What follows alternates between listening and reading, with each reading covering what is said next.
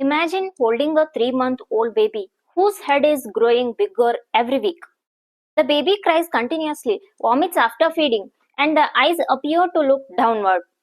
Is it just colic or is it a life-threatening brain condition? Today we will learn one of the most important pediatric neurosurgical emergencies, that is pediatric hydrocephalus.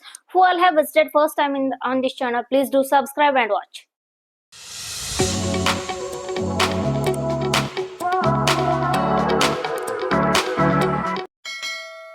We'll discuss in detail pediatric hydrocephalus. Here we are going to discuss causes, symptoms, diagnosis, treatment, and also management, and then complication. We'll see what is hydrocephalus. We'll see the meaning, definition of this. Hydrocephalus is an abnormal accumulation of cerebrospinal fluid inside the ventricles of the brain due to imbalance between CSF production, CSF flow, CSF absorption. Here there will be the accumulation of CSF, that is inside the ventricles inside the brain, ventricles of the brain, that is due to because of CSF production and then CSF flow, CSF absorption. These are the reasons. We'll see next. This leads to ventricular enlargement due to the accumulation of CSF. We can see ventricular enlargement. If there is a ventricular enlargement, we can see raised intracranial pressure and then compression of brain tissue. Here, simple meaning is that hydrocephalus, we need to keep it in mind. Hydro refers to water. Water in the sense here CSF, and then cephalus, it is nothing but a head. Water inside the head. That is, water means what kind of water? That is CSF. We'll see one clinical example. Okay, a 4-month-old baby is brought to the hospital because the mother noticed rapidly increasing head size, poor feeding, frequent vomiting, and irritability. Diagnosis hydrocephalus. Here we'll see what is cerebrospinal fluid. Here, CSF is a clear, colorless fluid surrounding the brain and spinal cord. And then functions of CSF. What are all the functions of CSF? CSF protects. It acts as a cushion and then gives nutrition and then waste removal. Also pressure regulation. Here we'll see CSF production. It is produced by choroid plexus. Very important. Keep it in mind. CSF production by choroid plexus, and then approximately it's going to produce 500 ml of per day. CSF production will be 500 ml per day, and then total CSF present remains about 150 ml. We'll see very important thing here, CSF circulation, how the pathway is. Here CSF produced by the choroid plexus. After production of CSF in the choroid plexus, it's going to circulate to the lateral ventricles, right and left, and then after that it goes to interventricular foramina, that is foramina of Monro, and then that goes to third ventricle. After that cerebral aqueduct, and then after that fourth ventricle, and then foramina, this one right and left. After that foramina, median foramina, and then that leads to arachnoid space. Arachnoid space in the sense it goes to brain and spinal cord. After that, from there it's going to reach arachnoid villi. After that superior sagittal sinus, and then after it goes to venous circulation, in the circulation of veins, venous circulation. This is the pathway. Don't forget. Try to keep it in mind. Very important. And then what happens in hydrocephalus? This is the normal CSF circulation. But what happens in hydrocephalus? We'll see. Normal flow. If there is a blockage, we can see hydrocephalus.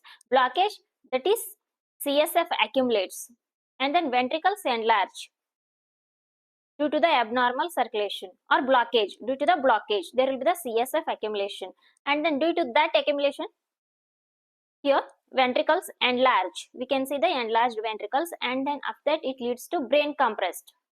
After that, raised intracranial pressure, and that leads to neurological damage. This happens in hydrocephalus.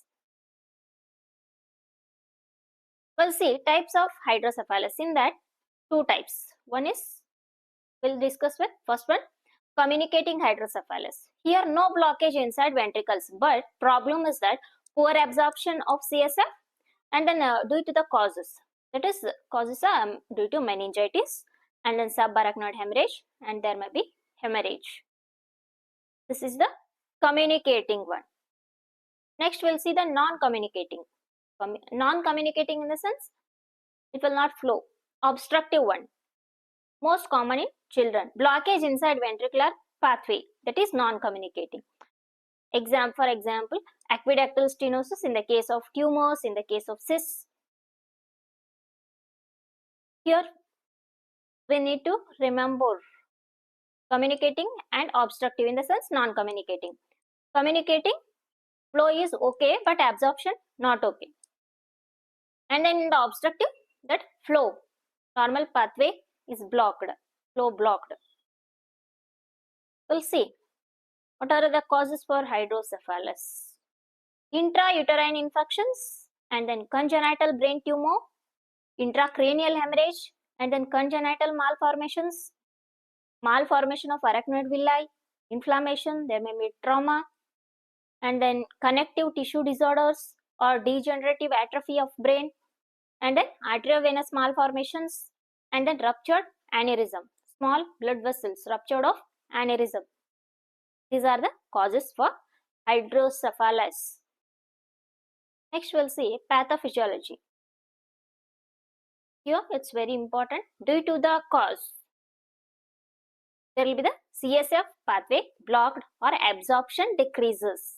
Here there may be a blockage, we can see, or poor absorption, decrease in absorption, CSF absorption.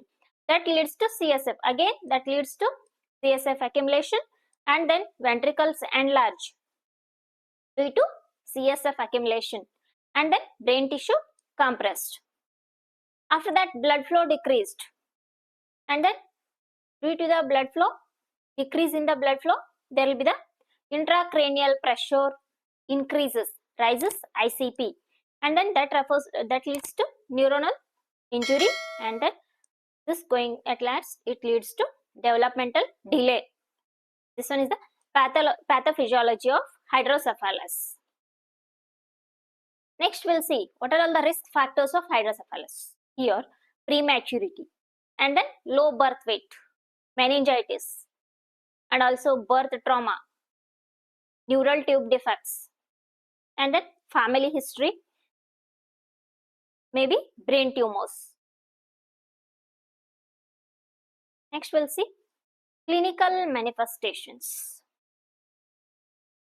And usually large head. These are the clinical manifestations, clinical features. And usually large head, a rapid increase in the size of the head, and then a bulging fontanelle on the top of the head, and then McVan sign we can see.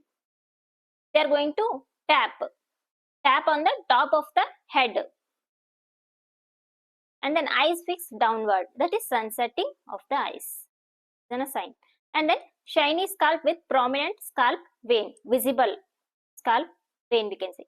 And then poor feeding, seizures, deficit in muscle tone and strength. There will be the deficit in the quality of muscle tone and strength. Vomiting, sleepiness, irritability. These are the clinical manifestations of hydrocephalus. Next we'll see diagnosis. Here in the diagnosis we need to take history. We need to ask head growth, feeding, vomiting, and then developmental milestones, birth history, prematurity, infection, and then physical examination. Need to measure head circumference, compare with the growth chart, okay? Of that bulging fontanelle, that suggests, yes, that says raised intracranial pressure, and then we need to observe the sign, that is sun setting, setting sun.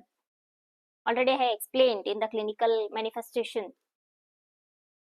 This is a very high in exam question, setting sun sign. Next, USG. Ultrasound, best in infants with open fontanelle because advantages are no radiation, bedside, and then it's cheap. And then CT scan, it shows computer tomography. That scan shows enlarged ventricles, bleeding, whether bleeding is present or not, and then tumor emergency investigations. And it is an emergency investigation. MRI, here best investigation, it shows cause, exact obstruction, where the obstructed one, that obstruction, where it is present, and then brain anatomy.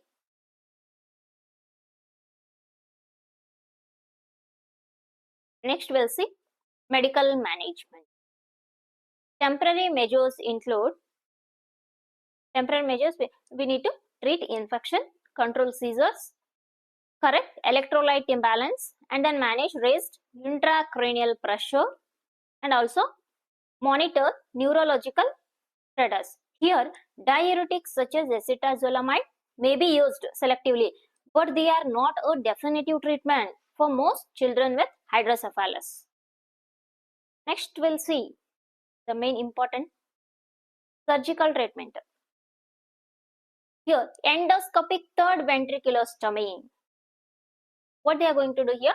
A minimally invasive neurosurgical procedure. It's a surgery used to treat obstructive hydrocephalus by creating a small bypass hole in the floor of the third ventricle.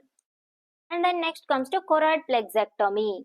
Here it is also a surgical procedure to remove or destroy part of the choroid plexus, the tissue inside the brain that makes CSF. We'll move next. Surgery. Ventriculoperitoneal shunt. It is a medical device used to drain extra fluid from the brain. Very simple. Ventriculoperitoneal shunt. And then next, ventriculoatrial shunt. That is, it's this one medical tube device that drains extra fluid from the brain's ventricles into the right atrium of the heart to treat hydrocephalus. Next comes to ventriculopleural shunt. Here it is a rare neurosurgical tube system that drains excess cerebrospinal fluid from the brain's ventricle into the pleural space surrounding the lungs. And then next, ventriculo-gallbladder shunt is a rare surgical procedure used to treat hydrocephalus by draining excess CSF from the brain into the gallbladder. These are the surgical treatment. These are the surgeries. And then next we'll see the complications. Complication is raised intracranial pressure. What are all the symptoms here? Vomiting, headache, and then drowsiness. Next, shunt infection. Here symptoms are fever, redness, neck stiffness, irritability, and then requires urgent evaluation and treatment. Next one is shunt obstruction. Here signs are recurrence of hydrocephalus symptoms, and then enlarged head and vomiting we can see. These are the signs of shunt obstruction. Next we'll see this one is also a complication. Over drainage. Too much CSF removed may cause. Removing of too much CSF may cause headache, collapsed ventricles, subdural collection. And the next, under drainage. That is insufficient CSF drainage. Again, symptoms persistent to reoccur.